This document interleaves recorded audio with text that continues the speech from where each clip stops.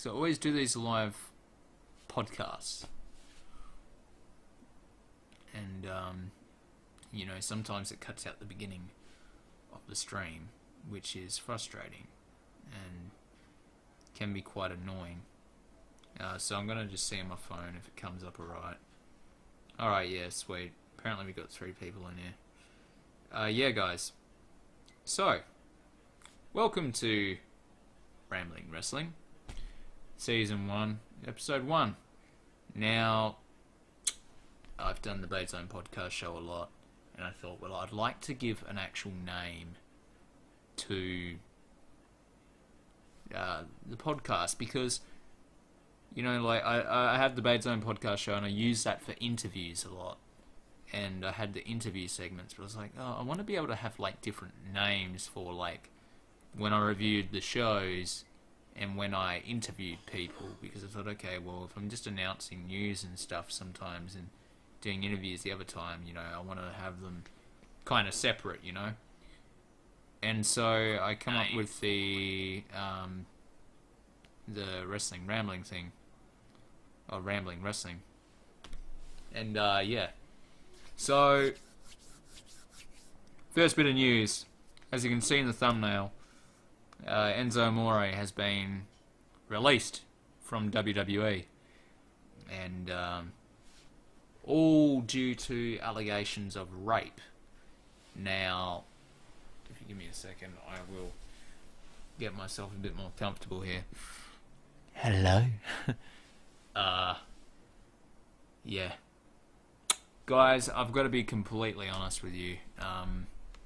Lately with the whole rape allegations, it's been ridiculous, right? Because you've got a whole bunch of people coming out in Hollywood saying, this guy sexually assaulted me, this guy did this guy did that, he did this, and he raped me, and he was doing sexual harassment. Now, a lot of people in Hollywood are doing it right now. Like, this is probably one of the most shocking years in Hollywood, because you've got a lot of people coming out saying, this guy fucking did this, and this guy did that. Now, maybe there's just a bunch of deranged people in the film industry, but it's really weird. Why is there so many cases of this coming out now? And people are coming forward saying, oh, this guy did this to me ages ago. And it's like, well, why do you come forward now when you didn't back then? Now, this girl that is saying Enzo Amore raped her, she went on TMZ.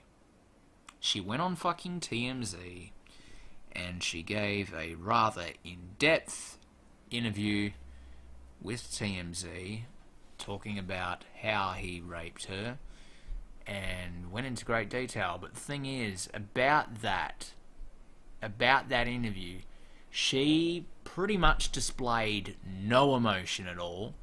I don't know, you know.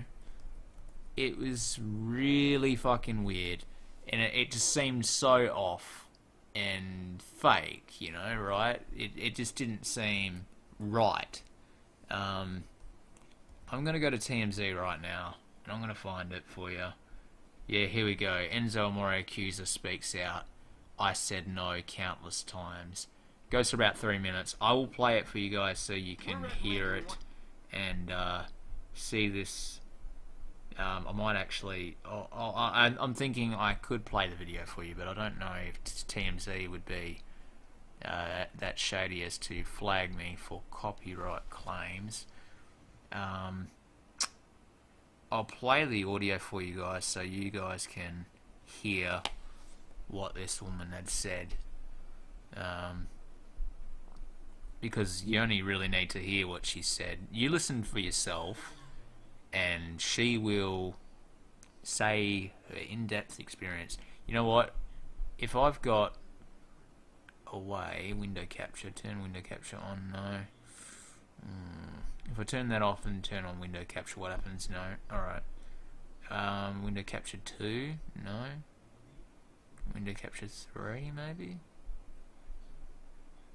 Okay, guys, give me a minute. I'm trying to figure this out. I would need to fucking actually, like, connect something and do it, but I was thinking I could probably show you guys the video. Yeah, alright, I'll put that on like that. Okay, so we'll go to that window, and we'll close that. Does that work now? No, it doesn't. I don't know why. Alright, we'll just play the audio. Screw it.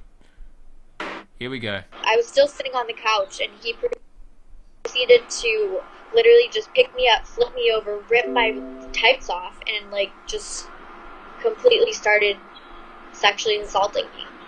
He, like, came over, and he was trying to come on to me. And I was like, no, I want to get to know you first. Like, I literally hadn't even had, like, a one-on-one conversation with him. And he was like, girl, guys, are you and kidding right now me? she's Like, got, like, you should no be begging for this face. dick. I have a million followers on Instagram. And as soon as he came back into the room, he, like, picked me up, flipped me over, ripped my tights open. And I was like, whoa, like, no. And you know, and it's weird because I said no, like, countless times. Like, I just kept saying, like, no. But then if she's telling the truth, I feel sorry for her, of course, because I'm against rape. It's actually happened in my family. I have members in my family that have been victims of abuse.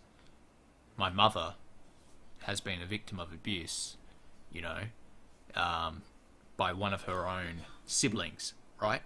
Growing up, she was fucking molested. Now, rape is not a subject you joke about or even lie about. Now, this is why I feel so weird about it. She's not displaying any fucking emotion when she talks about this, right? If people have ever had scarring experiences like that, they normally can't. Either they can't talk about it, or the only time they really talk about it is when they have alcohol or something, or like, and it's like they talk about it, but it always makes them feel emotional. Now, this chick has no emotion at all, and she's very detailed with it, and she talks about him doing this and that. And I heard these other tweets that she was putting out saying, okay, yeah, this happened and that happened, but something seems off about it.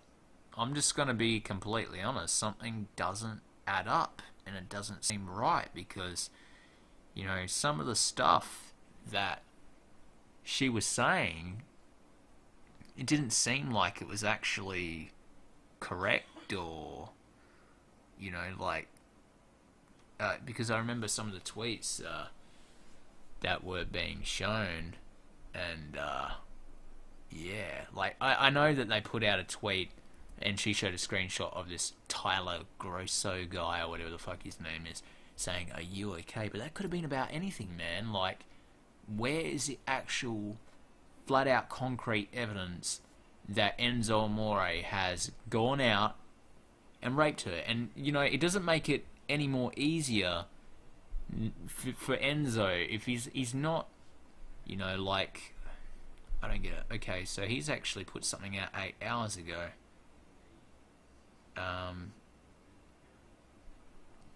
Okay, what's going on here? He's just posted something on Twitter 8 hours ago, right? Timothy, a professional association attorneys at law. Okay, so he's getting the law involved. Timothy J. Eckstein. Statement from counsel for Eric Arndt. Over the last 2 days, Philomena Shahan has made multiple public accusations against Eric Arndt, also known as Enzo Amore with the WWE, including allegations of sexual misconduct concerning an October 2017 incident in Phoenix. Mr. Arndt fully and unequivocally denies those accusations. He is cooperating with the authorities in this matter and looks to forward to having it resolved in a timely manner. Neither Mr. Arndt nor his counsel will be making any further public comments on this matter. Right. So that's what he said on Twitter. That's on his Twitter page, and that's from his attorney. So it's serious now. This chick's either gonna have to fess up and say whether the allegations are true. I don't know if she's trying to get money out of it. Like, I don't know if she's trying to think, okay, he's a WWE wrestler, he's got a lot of money, if I say this, and, you know, because we did have sex together, and he, you know, he had left, like, you know, fucking, like, bodily fluids on me, or whatever, or if he left something, you know, in our sexual encounter, you know, maybe I can get money out of it. And, fact of the matter is, there's a lot of young women out there that are like that. That will have sex with you, or they will imply that. And it's quite funny because it's not actually funny. It's kind of weird because when she was talking about it, and it was just really weird because this Tyler guy said, "Oh yeah, would you suck Enzo's dick or something?" You know, like he wants sex or something like that. And she goes, "Yeah, I could probably do that later on or something." So she said, yeah, she probably could, right? And she said, hold on, I want to get to know you first. See, if you did not want sexual relations with Enzo Amore at all, you would have said flat out no to begin with. No. You cannot fucking touch me. You would have been defensive. Women are like that, right? Women are like that. If they don't want you at all touching them, having sex with them, they will make it fucking clear. They won't say, oh, hold up, let me get to know you first before we do things, and just let you fucking rape them. You know, like... Thing is here, that's what gets me, is her leading him on. So it's kind of her saying, oh yeah, he raped me, but oh yeah, like, I kind of led him on too. It's like, it doesn't add up. Now, if he did have sex with her and then find out that he did, that's the one thing that doesn't sit right with me, was that she was so fucking accommodating, and not only just accommodating, she was so flirtatious with the matter, like she was... you know, implying that she would actually do it. Like, yeah, I'll fucking do this. And I'll, you know, let him fucking, you know, whatever. It just seems really odd, guys, that she was very like, oh yeah, come and fucking do this. Now... I don't know, like, I just don't know how to feel about it. I kind of feel like she's bullshitting. But I'll play the rest for you guys, and you listen to what she has to say. It just sounds very detailed, very unemotional. It's got no emotion in it. It sounds dead. It sounds like she's just come up with a plan, and that she's trying to get money. And just the look on her face, just the way she looks and seems, is just really not right. And there's another video out there called WWE's Enzo Amore is innocent, receipts provided. Okay, I don't know. I'm gonna play this video and I'm gonna show you what she's saying, or you can hear it anyway. At one point, he literally like put me in like a, I don't know what it's called, but like he just wrapped my arms around me and like grabbed me from behind and bent me over and just started like going at it from the back. And he did that for a little bit, but then she's about to smile then. What the fuck? He like brought me into the bedroom. He carried me into the bedroom. Like, I was saying no the whole time. I was like, please stop. Like, I was crying. I was like, please stop. Like, just please stop. Like, I don't want to do this. And he, as soon as we got to the bedroom, he literally like chucked me onto the bed, and I like smashed it was like probably like right here on my head, so hard that like I literally passed out, and I like Passed I don't out. know how long I was passed out for, but I definitely passed out because when I woke up, I was like, he was still having sex with me, and like my head hurt so bad, and I was dazed and confused. And I remember saying no again, like just like get off of me, like. And at one point, he did flip me over on my back, and I was trying to kick him off, and he like held my legs down. And I know he used a condom because when I woke up in the morning, like after all of it had what happened, like there was a used condom on the floor. Like I don't So you remember went to when bed we with stopped him having after he sex. raped All I you. know is I woke up the next morning. And what was it like in the morning? Was he still there? What was the circumstances in the morning? He was still there. He was still asleep. And I grabbed my things. And as I was grabbing my things, he woke up. And I asked him, I was like, where's my dress? And he laughed at me and goes, ha, it's everywhere.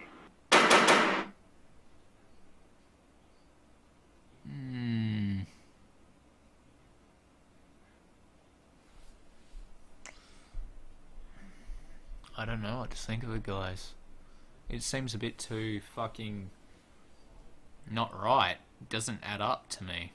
Like, now I know that some people out there will be like, oh, well, you don't want to believe that one of the WWE wrestlers is this kind of person. Now, if he actually did do it and they had evidence to fucking prove it, I don't know how they're going to find evidence. Like, how? It just the way she goes about it and talks about it doesn't seem genuine to me. It doesn't. Like, it seems fucking fake. It seems forced and scripted. Not even just scripted, it just sounds like off-the-cuff thinking in your fucking brain, you know, like... Now, I don't want to say that she's a flat-out liar and that she's definitely lying, but I have a feeling that it might be like that. You know, do you really think... And here's where people might bring up... Here's where people might actually bring up Bill Cosby, because the next question I was going to ask you guys as viewers, I was going to say, do you really think that Enzo Amore would be willing to sacrifice his spot in the position that he's in over a one-night rape just for a quick fuck and to, you know, risk getting fired? Now, Enzo wasn't king shit. Yeah, he was the Cruiserweight champion. But Enzo... he still had a long ways to go. He still had a lot of things to do. I believe in the saying innocent till proven guilty. He hasn't been proven guilty yet. And so for WWE to fire him straight out off the bat after nothing's really been solved or done, you know, it's just showing that WWE's got cold feet, and because of the whole Hollywood thing with, you know, with Hollywood all coming out with these allegations and how everyone's images are getting absolutely shattered. All this is kind of damaging Enzo's image too, and they know that, and it's kind of worrying them, and they're like, well, fuck, we can't associate with this guy because if he's in our company and there's all this stuff going on about rape allegations, we're going to have all of our videos that we post, Enzo's a rapist, Enzo this, Enzo that, and if we don't take action, and if we don't get rid of him now, we're going to suffer. And they're going to look at it as us allowing a rapist in our company, and if he gets fucking, like, convicted of being a rapist, then we would have been enabling this guy and having him in our company and, you know, further promoting him. And if he had done that, then, you know,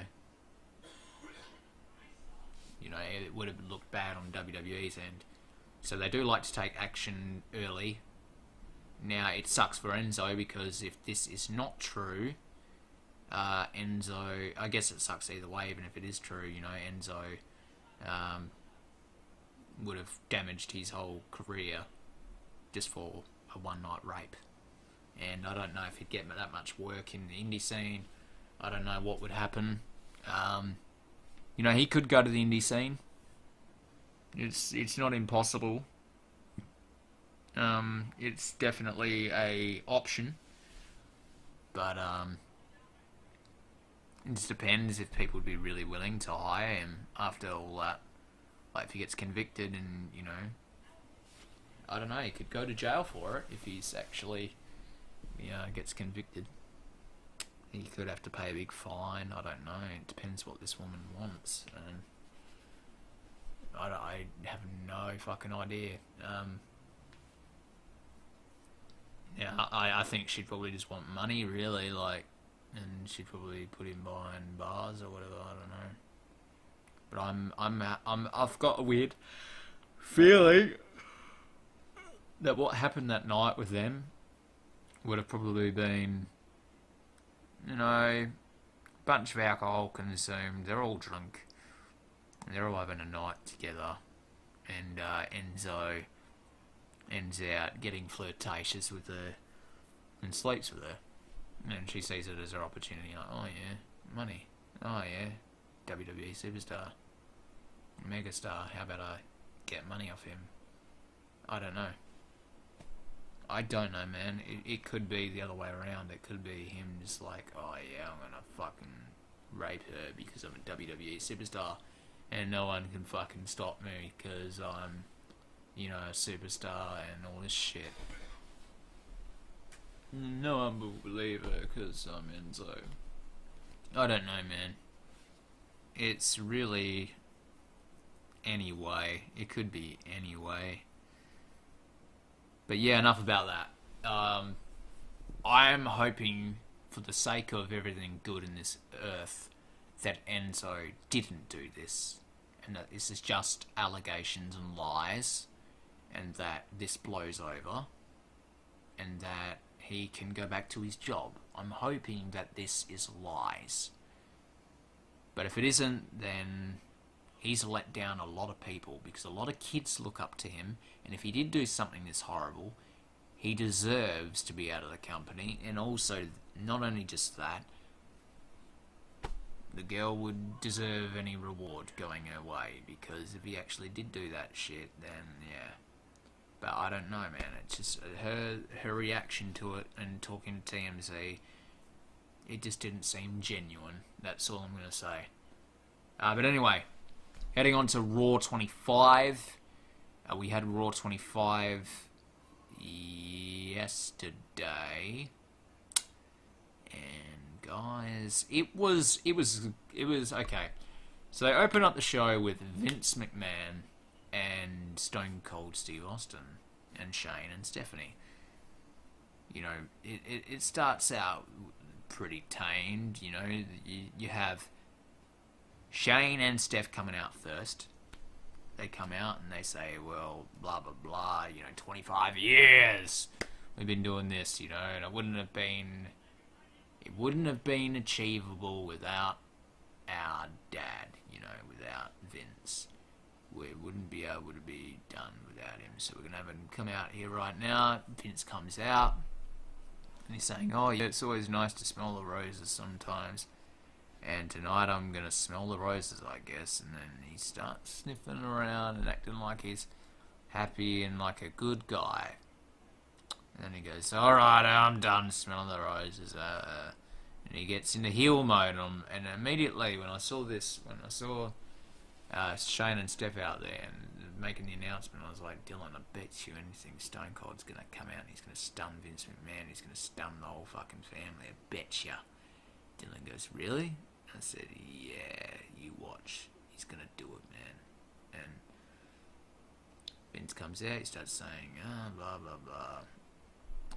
And then they say, oh, we got your gift, Dad, we got your gift. And Steph and Shane, they hand him a plaque and they said, oh, we put up a GoFundMe and everyone chipped in and we all got you this plaque. And he goes, wait, you got me a fucking plaque. He didn't say fucking, because it's PG, of course. This is my words, but, he goes, you got me a plaque. You got me a plaque, damn it. And he's like, pissed off about it. And he was like, oh, you cheap bastards in Brooklyn, you know. And then Stone Cold comes out, because Vince is going on a fucking rant saying, oh no, you know, no one's ever, you know, done anything really good with this company. It's only been me. I've run this whole company all by myself. No one's been able to do what I've done. Stone Cold comes out, and then Vince is immediately shaking his boots. He's like, well shit, I'm about to get stunned here, so I better fucking say something. Copyright was... What? How? Wait a minute. Who actually... I just got an email, guys. Guys, it's weird. I just got an email from YouTube saying that a copyright claim is put on my Raw25 live reactions. My songs, What Did You Do in the Dark? Light 'em Up, Fall Out Boy. Oh god, so they would have had that in the background. I have no fucking idea why they're trying to do that. Like, Vince spits at the fucking plaque. Not literally, but he's like, oh, you know, you cheap bastard. Stone Cold comes out, and Vince is like... I just fucking hate that, man, when people try to copyright claim your shit. It was a reaction video. A reaction fucking video. Like... So that shit is so fucking bullshit, man. Well, yeah. So... Getting into what I was saying... Vince starts saying to Stone Cold, don't, you know, I'm an old man now, you know, times have changed, I'm in a retirement home, you know, I've had hip surgery, blah, blah, blah, I'm old, but Shane's still young, you know, implying stun Shane, because he's still young, he jumps from one side of the ring to the other, he does the coast to coast. Stone Cold looks at Shane, you know, he lifts up Shane's arm, he kind of acts like, oh yeah, we're all on good terms, and he stuns Shane. And then McMahon starts laughing, and he goes, haha, you know, he had it coming, and all that. And then Stone Cold starts drinking beer, and hands McMahon a beer, so Vince starts drinking a beer with him. We all know what's going to happen. He drags it out for ages. There's a really long point where, like, Vince is about to leave the ring and he goes to walk out, but Vince stops dead in his tracks before he's about to walk out, and he has a shocked look on his face. No reason. Stone Cold didn't even touch him, didn't even yell out anything. He didn't do anything at all. Vince just stopped dead in his track with a shock. He just stopped dead in his tracks with a shocked look on his face. Turns around, looks at Stone Cold, shocked, and I'm like, oh my god, if you couldn't have just fucking laid it out any easier for him to stun you, you're basically saying, stun me, Austin. The way it was done, it was basically like Vince had said, stun me, Austin. Austin should have just done it out of the blue. Out of the blue. But, you know, Vince had to stop to the dramatic fucking pause, turn around slowly, and then walk towards Stone Cold, and then Stone Cold stunned him. It was like, oh my god. You could not have had anything more planned than that. That was the only thing that annoyed me about it. But yeah, he stuns everyone, then Shane gets up and he's like, oh yeah, I'm going to drink with you, and then Stone Cold stuns him again. And yeah, he leaves the ring, and that's Monday Night Raw's opening. It's just Stone Cold coming out, stunning everyone. Yeah, it's good fun. It's good fun to see. It's Stone Cold coming back, doing his thing. He even had a pretty good interview for Twitter, you know, one of the WWE videos. on Twitter and YouTube and all that, and you know, he starts going off at this reporter saying, you know, you suck and all that, just going heel on him, man, heel promo, acting like he's back in his old days when he's in the 90s, going, you son of a bitch and all that, like, just going nuts, man. He's like, I hadn't seen that angry side of Stone Cold since like the 90s or early 2000s, like a long time, and seeing that side of him again was like, wow, man, that was like a trip to the past. But they didn't have that on the show.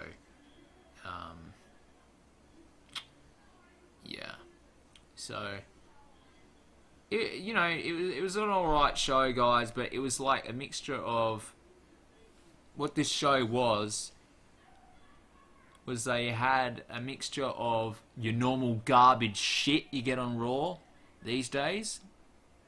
Oh yeah, we had the fucking 4-woman tag match, or the 6-women tag, and it was like, oh, kill me, bang, just fucking kill me.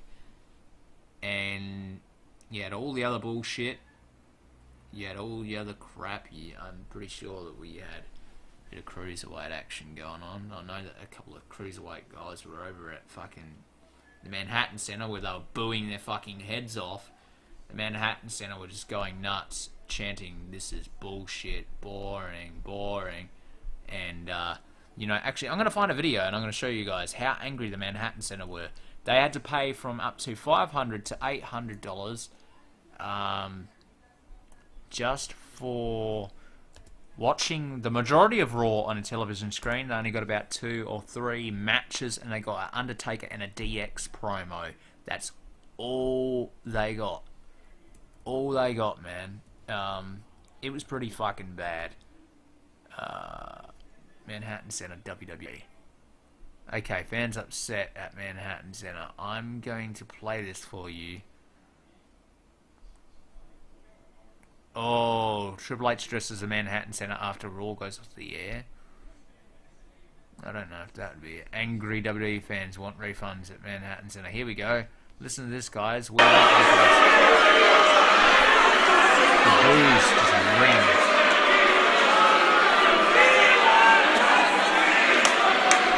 We want wrestling.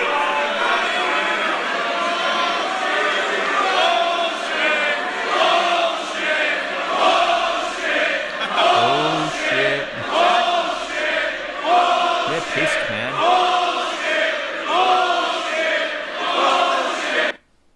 Yeah, man, they're absolutely fucking pissed. Like, they are really fucking pissed in that video. And they get really fucking mad. Like, and I don't blame them. Only a few fucking promos, and they, few promos and just 205 live matches and a really bad Matt Hardy and Bray Wyatt match. That was terrible. That was like probably only 2 or 3 minutes long, and it sucked. And it ended with like a fucking splash from Bray Wyatt. Really fucking bad. Like jobbing Matt Hardy out to the worst degree. Now, they've jobbed out Matt Hardy so many fucking times, but this was just taking the fucking cake. Yeah. It is pretty fucking bad. But, you know, the show ended on a really bad term as well. Like, and I'm even going to talk about the Undertaker promo as well, because, you know, a lot of people were reading into it, and they were all confused. They were like, what's going on, you know? He didn't fucking, he just said something so vague. And, I'm going to address another issue as well, but let me talk about Taker first, actually, before I go any further. And I'll even talk about the DX thing. You had Taker coming out earlier on in the night. Didn't come out with the lights off. They had all the lights on in the Manhattan Center. All of the lights. You could see Undertaker walking out in all of his Taker glory. There was no mist, no nothing. There was no effects. There was only just the music, and he come out with a light song. And he comes into the ring and he goes, I've done this stuff for 25 years. I've, taken souls, dug holes, and he's saying, I've tombstoned and chokeslammed people into the cold, hard depths of the earth, saying all kinds of stuff. Actually, if I can get you the promo, I'll let you guys even listen to it. But guys, if I can be completely honest, it sounds like he's retiring with what he says. Yeah, it's very weird. Like, I'm going to turn the sound off though for the entrance music because I don't want to get copyrighted for Undertaker's music. So I will play you the audio of what he says. I'll put the audio right down just in case his music is on. Okay, it's not on there. This is the promo, right? It sounds like a retirement speech, because everyone goes, oh, what does that mean? And I'll tell you my explanation after he... Carnage began on this sacred ground of evil 25 years ago. I've taken legends and ripped them off their pedestals and thrown them in the cold, dark earth.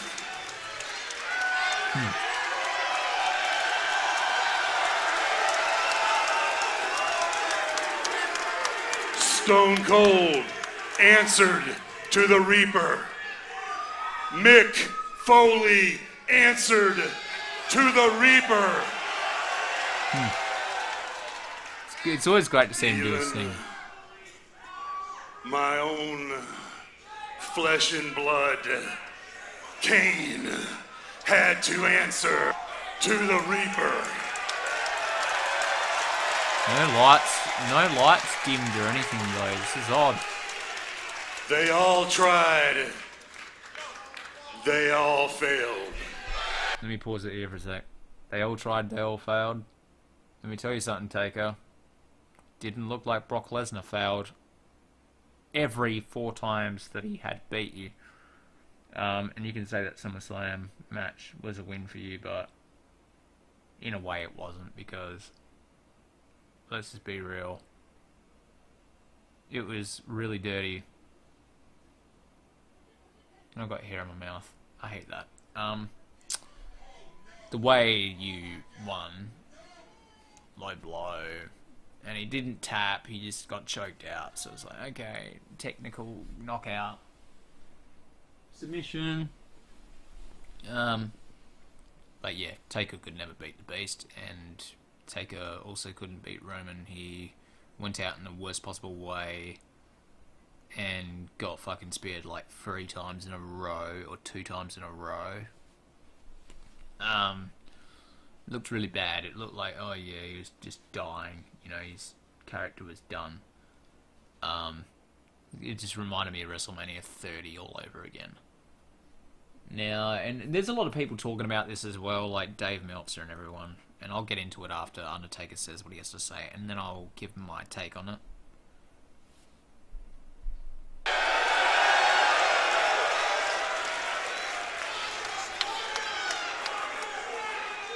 And now, on this sacred ground, I declare for all of those who have fallen, it is truly time you rest in peace.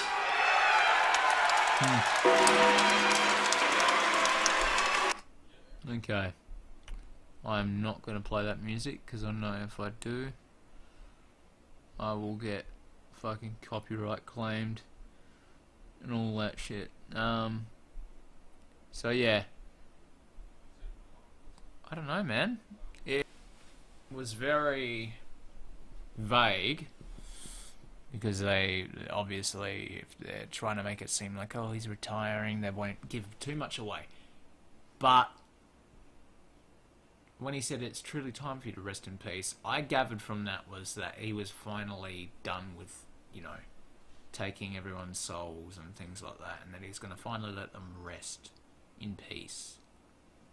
So that he was even going to let himself rest in peace, if you know what I mean. Like, his character is done now. Like, that's it. That was his retirement. That was his retirement speech, anyway. But in a cryptic, Undertaker way. That's what I gathered from it. I went into this so excited and hyped. I was like, oh my gosh, I hope to set up Cena and Taker. But I don't know. Like, Dave Meltzer's even saying the match is still on. They're just using this as a swerve to make the fans think he's done. But there's going to be something that sets it up.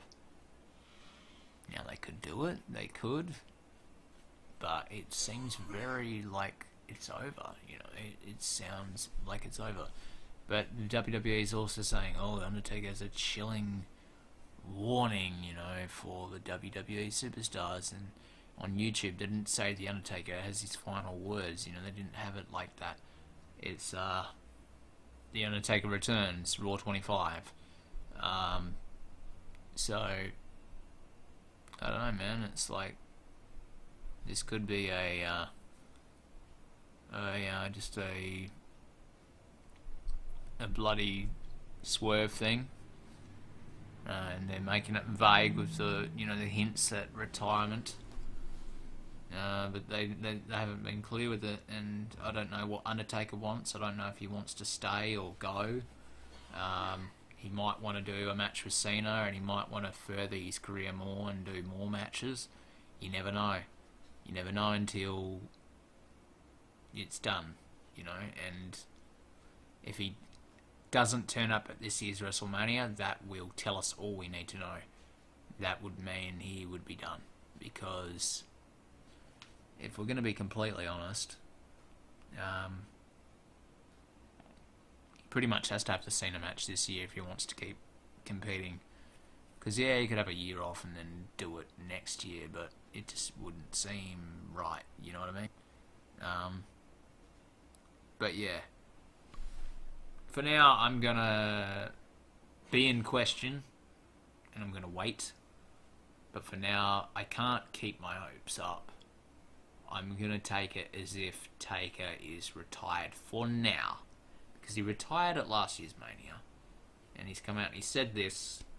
And I don't want to like get my hopes up, because Dave Meltzer says that Undertaker's coming back for indefinitely facing Cena, and the match is still on. It's up to Taker, really. It's up to what WWE's doing. And if he does do it and it's still on, then that's cool. But we'll have to wait and see. Oh,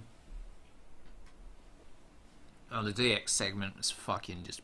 It was so generic. And you had MVP there, and he was like with the APA playing poker at backstage, and he didn't even have a moment.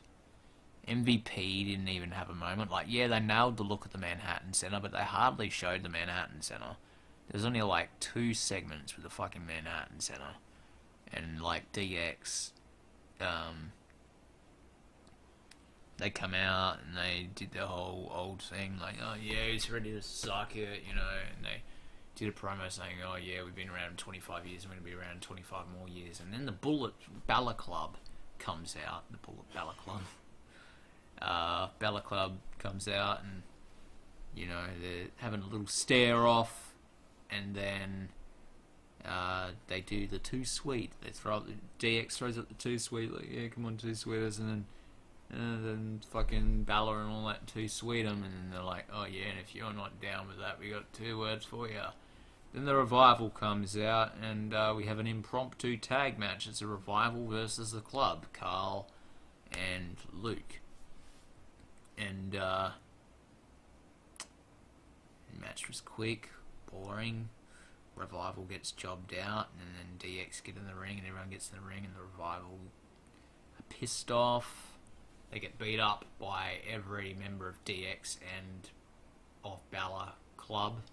They all get in all their finishes on the Revival, and Revival's jobbed out for this week, so that's what it was. Wasn't really a fair chance, because Revival was like 2 of them and like 7 or 8 of them.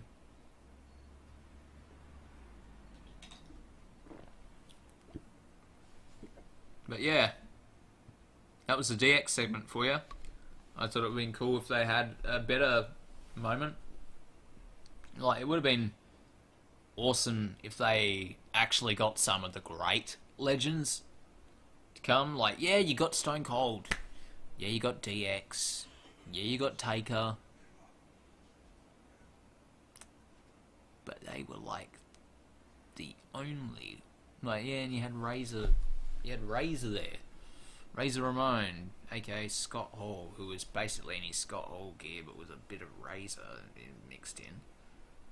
I don't know, man. Like,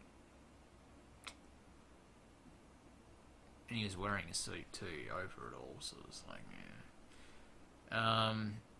There's a lot of people I left out that I thought should have been there, that I felt made a lot of the Raw moments great throughout that 25 years. Edge wasn't there, for one. Lita wasn't there. Fuck. I'm pretty sure Jeff Hardy didn't even show up on the main show. He was only, like, after the show or some shit. The Rock wasn't there. There was a lot of people that weren't there. You know, because I thought it would have been cool if they either had at least Rated RKO did a reunion. They could have had Randy Orton come over, because Randy Orton had a lot of moments on Raw, but no Randy Orton. Randy Orton was a part of Raw 25, and I felt that that was really, really bad. And even Hulk Hogan. And that's one that I really, really hate, because Hulk Hogan made a lot of what WWE, you know, and Raw was great, because he was, you know, a part of all of WWE from the beginning up until this point. You know, they've just blotted him out of the WWE Book of Life for like the last couple of years because of that whole Gorka trial and the, you know, the N-word and all that crap. You know, everyone deserves forgiveness, right? And Logan Paul's coming to YouTube. He's coming back to his job after he just filmed a dead fucking body. Hogan said some words that he regretted, and he should be forgiven for that, not held in this chamber of damnation forever. I don't feel like that's right, man.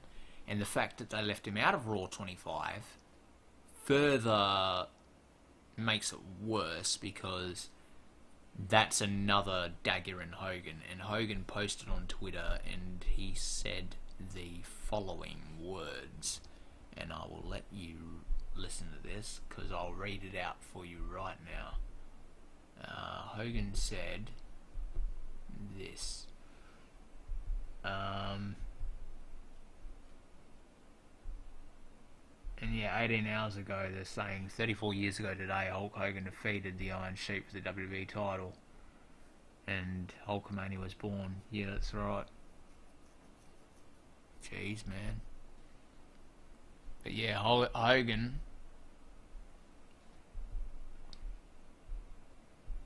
he said this: very hard for me sitting at home and not being able to be at Raw 25 with all my friends, but really enjoyed seeing it all. My, how great the show was, Hulk Hogan. Now I can tell under all that, him praising it, saying, oh, it was a good show, you know, it was great.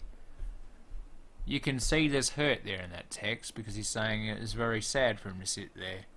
And that's true. It would have been really sad for him.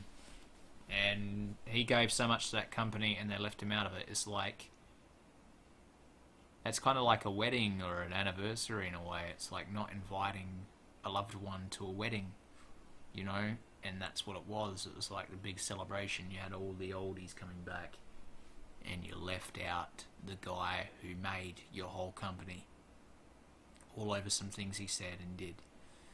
And that is really heartbreaking for me as a fan, because I've forgiven him. You know, everyone else, you know, there's even a lot of black people out there that forgive him and love Hogan. They want Hogan back, you know, they know that he didn't mean what he said. And, you know, it is what it is, I guess, you know. I don't know what the whole big issue is still to this day. I feel like it's blown over now. And if Hogan did come back, people would just go nuts. The roof would blow off.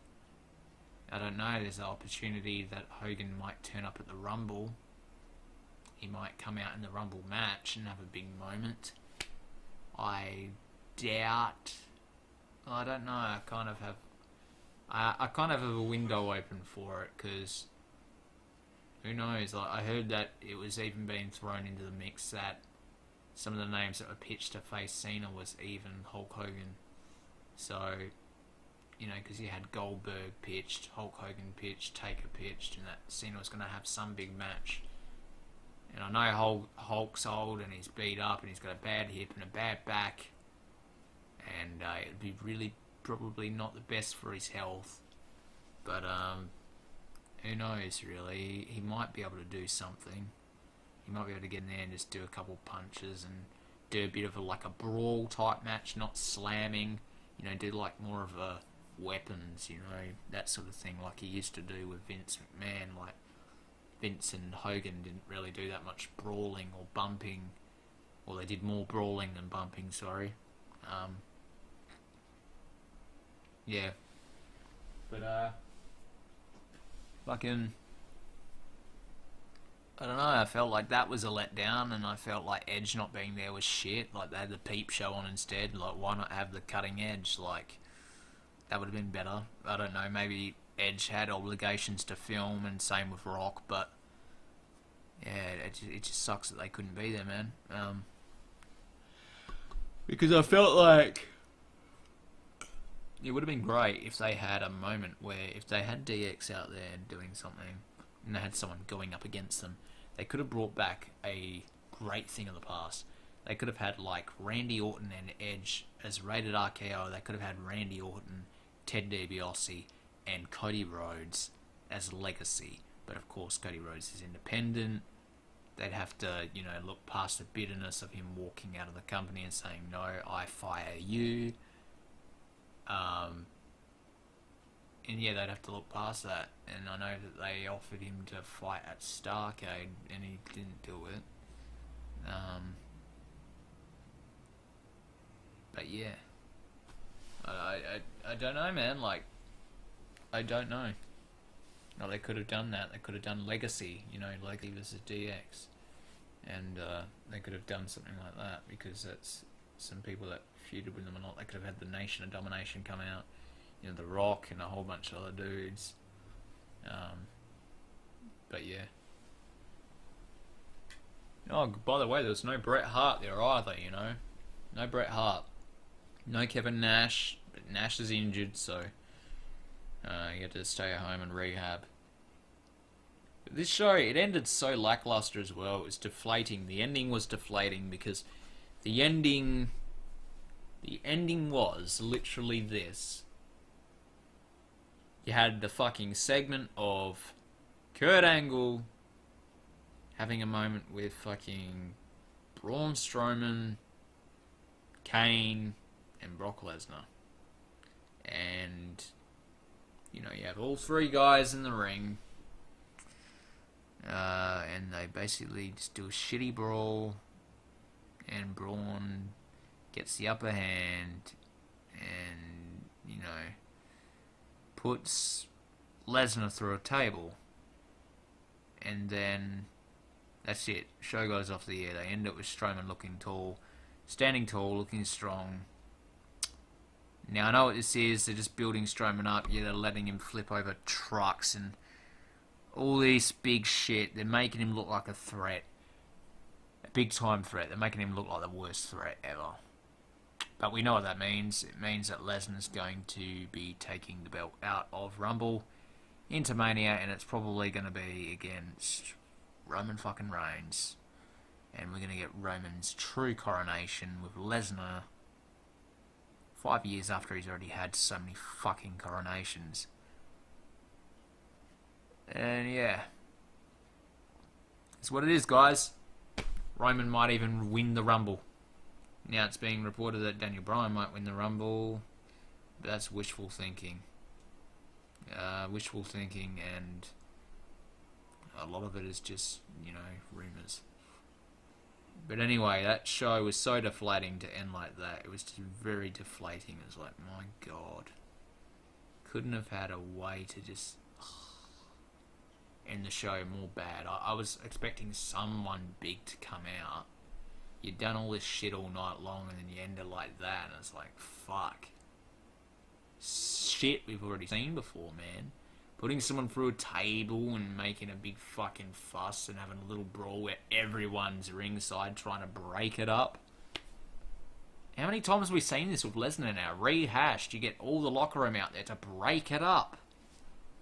Oh yeah, you're gonna have the old jobbers come out and fucking manhandle Lesnar and hold him back, and Undertaker and all this shit, you know. And then the Joe rivalry and the Strowman rivalry. They bring this same shit out every time. Now I'm looking forward to the Rumble. I am. And I am excited, but at the same time, I'm also kind of worried. Because what if they make... you know what? I'll be at least a bit more happier if the match with Lesnar, Kane, and Strowman goes at least 20 to 30 minutes. At least 20. Has to be at least 20.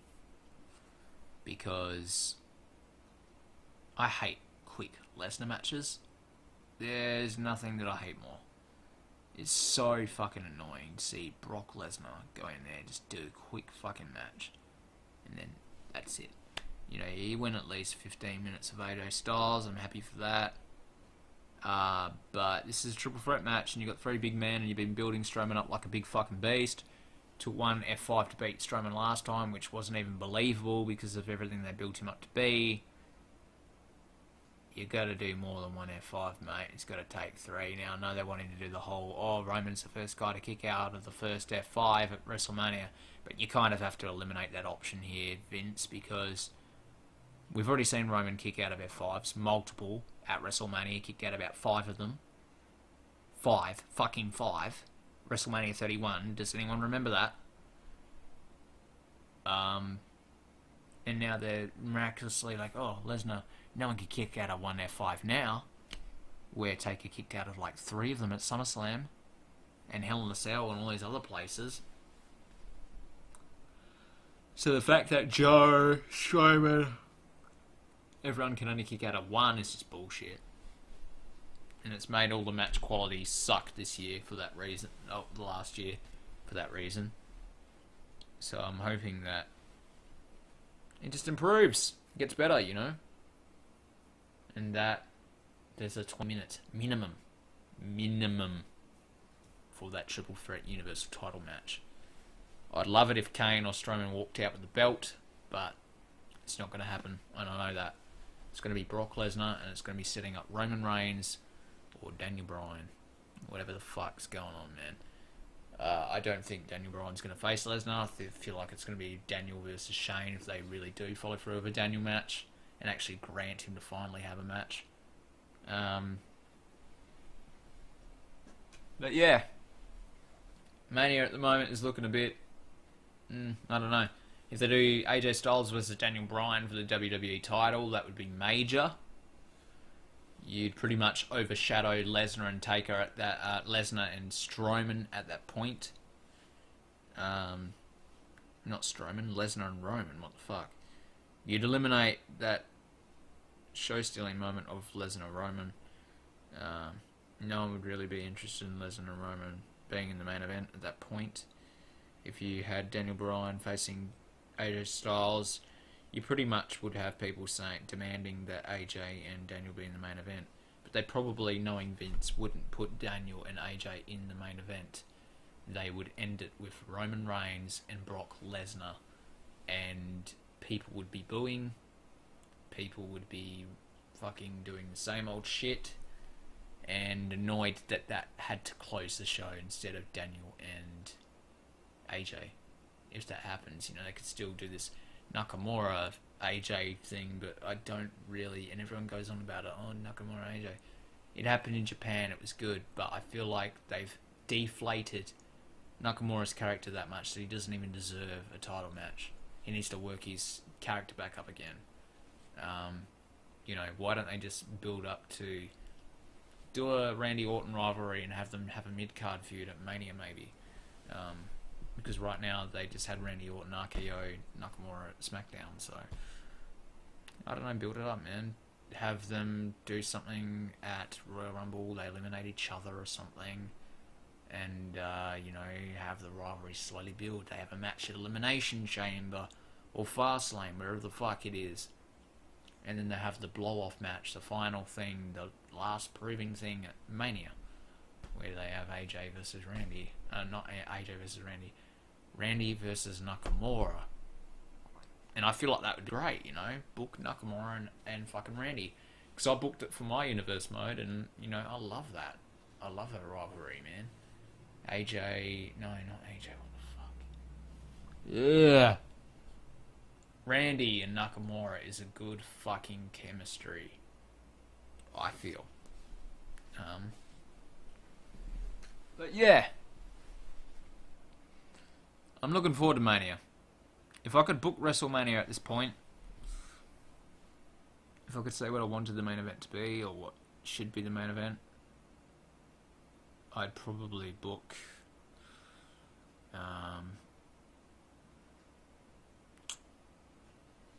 I'd either do AJ Styles versus Daniel Bryan, or Daniel Bryan versus Brock Lesnar, to have the true underdog story of Daniel Bryan fighting for the people and overcoming the beast.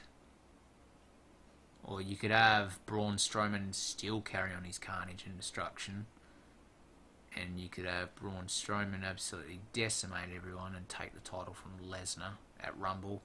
You could have a rematch with Lesnar at Fastlane or Elimination Chamber, wherever the fuck it is, or have a multiple-man Elimination Chamber match where Lesnar is involved.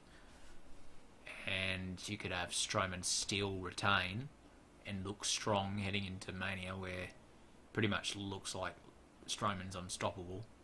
And then Lesnar has to go on to a different competitor. And you could have Daniel Bryan versus Braun Strowman in beast mode. Either way, if you had Daniel Bryan versus a beast Brock Lesnar, it still would be a big thing. And if you had him versus Braun Strowman, it still would be a pretty big thing. And yeah, but AJ Styles versus Daniel Bryan is also a dream match for people, and it's a big thing.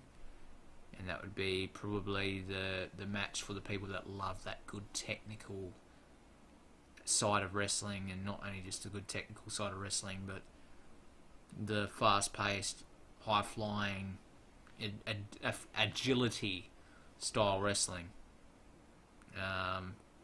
People in the indie scene would just be fucking going nuts over that, really. And so I feel like AJ Styles versus Daniel Bryan is probably something that they would run with. It's probably something that I would even love to do. I would even love to do that. Daniel Bryan versus AJ Styles. Think about it, man. It's like Daniel Bryan versus CM Punk. It's like AJ Styles versus CM Punk. It's a big thing. Like, you have that on the card, man, and that becomes Mania main event worthy. You got two big baby faces going at it, man. You know, you got Styles, who's been a big baby face, and you got Daniel Bryan, who's also a big name, big baby face, right? Kind of brings me back to the days of like Hogan Warrior. Like, both of them were liked. Both of them had fans, and they were adored by a lot of people.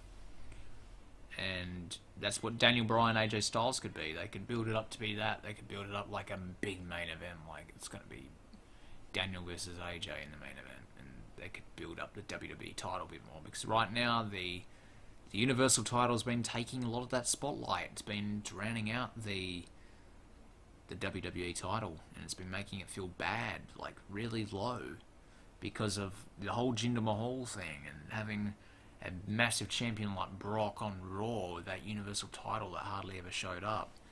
It was like, damn, we don't really have a proper champion right now.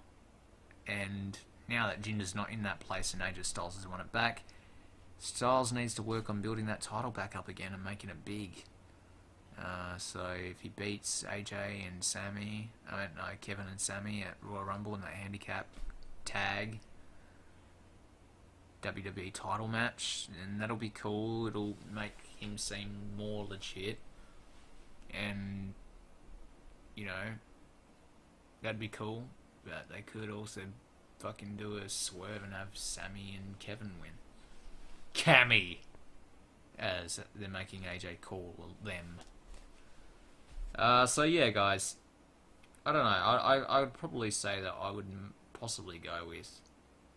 I'd like to see Daniel Bryan versus Brock, but I don't know. Like Daniel Bryan versus Braun would be great as well, but I feel like Daniel Bryan versus AJ Styles would be quite a good match, and people would probably be all for it, and they'd want that to be the main event if that even took place.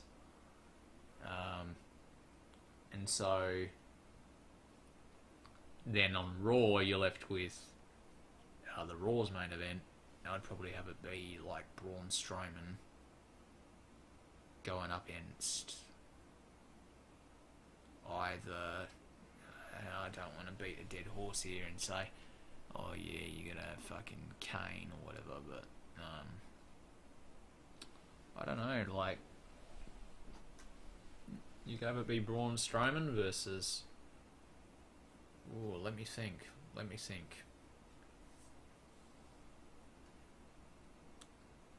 Braun Strowman versus Roman Reigns to blow off to their big rivalry in 2017, because they had a massive rivalry. That went for a lot of 2017. Probably the biggest rivalry in 2017 was Roman and Strowman. That could be the Mania main event. They could make it, and I feel like it would sell because it's a big rivalry. And not only that, I actually be more interested to see that blow-off match at Mania than seeing Lesnar Reigns 2, because yeah, Lesnar Reigns 2 was, you know, the first one was great. I loved the match; it was really good. But the thing is, get some cigarettes at the shop. Did you want to come for a quick round with me? Because it's cool, right? I'm doing this live stream. Okay. I'm not really feeling amazing. That's not But yeah. Anyway, as I was saying, that was my mother asking if I want to go for a drive to go get something. Yeah. I don't know, you can do any main event really for the Raw side of things. There's a lot of options open there, and they could have even fucking tried to build up and broken Matt Hardy for Mania. They could have tried to build him up to something, but I feel like that probably won't really be happening in a singles capacity. If there was a singles capacity where, you know, Jeff was still out by Mania time, which I'm thinking it might be the case, they'd have him be mid-card at best. They wouldn't have him up at the main event. They wouldn't put Braun Strowman against Matt Hardy or Brock Lesnar versus Matt Hardy. It just wouldn't happen. So they'd have to do like some weird one. They'd have to do like Matt Hardy versus fucking Finn Balor, I don't know, or maybe they would want to do like the Club versus Shield, but Shield is out because Dean Ambrose is out, so it's like now it's Roman, Seth, and Jason Jordan, which sucks. Kind of a weird position they're in at the moment. I'll say that now. But yeah, if I had to book a fucking main event. If I had to book a main event for Raw, I'd either do Roman versus Strowman, or I'd do Lesnar versus Roman, as they're already wanting to do. I'd do Daniel Bryan versus Braun Strowman or Brock Lesnar. Or I'd do something different than that. I'd do maybe Big Show versus Braun Strowman. And have Big Show return and have his last big hurrah, or you could have a battle of the big men and have a multi-man match where you could have a triple threat, maybe Big Show, Kane, Braun Strowman, or you could even have a fatal 4-way, fatal 5-way, Roman, Brock Lesnar, Strowman, Kane, Big Show. You know, it could be any way. It just depends really what they want to do. I know that would be highly unlikely that the main event would be for Universal title 5-way, like they wouldn't do that. But I'm just saying that would be an option really that they could do. But yeah, hell, they could even do like a 6-man, have Taker in there. But yeah, I feel like that's probably not going to happen. Hell, if they were that confident in having Hulk Hogan come back, right, for a last match with Cena, if they were going to do that right, and if Taker was going to actually take on Cena, if they were going to do Cena versus Taker this year, then what they could do is they could have Braun Strowman run through everyone, right? Pretty much looks like Braun is a fucking beast. You know, flipping cars, flipping trucks, everything. And you have fucking Roman maybe try something or whatever. Roman fails maybe. Maybe they have a match on Raw for the title, like after Fastlane or something, after Lesnar goes for his rematch. And maybe Roman goes for a title match. Tries to have WrestleMania or something, and Braun goes, no, I want competition now, you know, like. And then Roman's like not backing down because he's not scared of Strowman, but perhaps Strowman wins and then Roman's knocked down the card, which is highly unlikely, probably won't ever happen.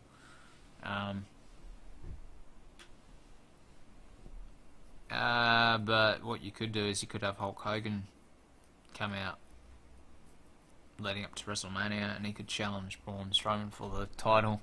And I know that's insane. That's highly unlikely. That probably would never ever happen. They'd probably be more likely to do Roman Reigns versus Hulk Hogan and give Roman the glorious moment of absolutely fucking killing all the legends we ever loved, because he's pretty much the new John Cena.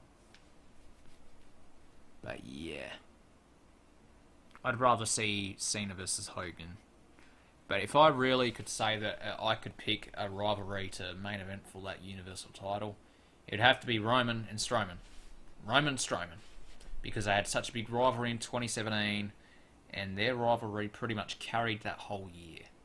You know, that moment where the ambulance seeing everything. You know, that major moments in Raw history, in pay-per-view fucking history, and that rivalry was major, man. It was big shit, big news. For me, anyway. For a lot of people, they were like, oh, wow, you know, that segment was great. So I feel like they should have at least a big blow-off, you know, where it's like they have a big platform to do that. You know, Cena and Orton did not have that. Yeah, they had a triple threat match of Triple H at, like, WrestleMania 24. Still, though, there was no Randy Orton versus John Cena at WrestleMania. Never happened. One-on-one. It only ever happened with Triple H and Randy at WrestleMania 25. But, yeah. Strowman, Roman, I think it has to happen. The only other people I can think of is Big Show and Kane. Or Brock Lesnar. You could have Brock Lesnar versus Braun. But, yeah. Probably wouldn't do that. Probably more likely be Brock versus Roman. Or Roman versus Strowman. Anyway, guys, I better leave it there. I've talked about this shit for so long. And I just wanted to do a review / news episode. If you guys like the podcast, go ahead and hit the subscribe button, hit the notification bell as well to know every time I'm live and reviewing or giving you guys news. If you hit the like, it really does help us as well. It helps us build up our presence here, and you know, get involved, guys. You know, comment on the videos and give me your thoughts on what you think about things. You know, tell me your booking ideas. It would be really awesome to start building this series up, this rambling wrestling podcast. So I thought, okay, well, I want to have a new sort of podcast name and have a new thing for the reviews. So that's what I did. I created Rambling Wrestling, and this is episode 1. So guys, make sure that you hit the subscribe, like, and yeah. I'll see you guys when I see you, and it will be too sweet, because I'm going to be streaming the Royal Rumble reactions, and I'm going to be doing a whole lot of stuff. I'm going to be busting my ass doing content when I can. I'm even going to do a Universe Mode stream later on, but I'm going to have a rest for a bit first. Thanks guys anyway, I will see you later. I love you all. Mwah. Good night. Bang. See ya.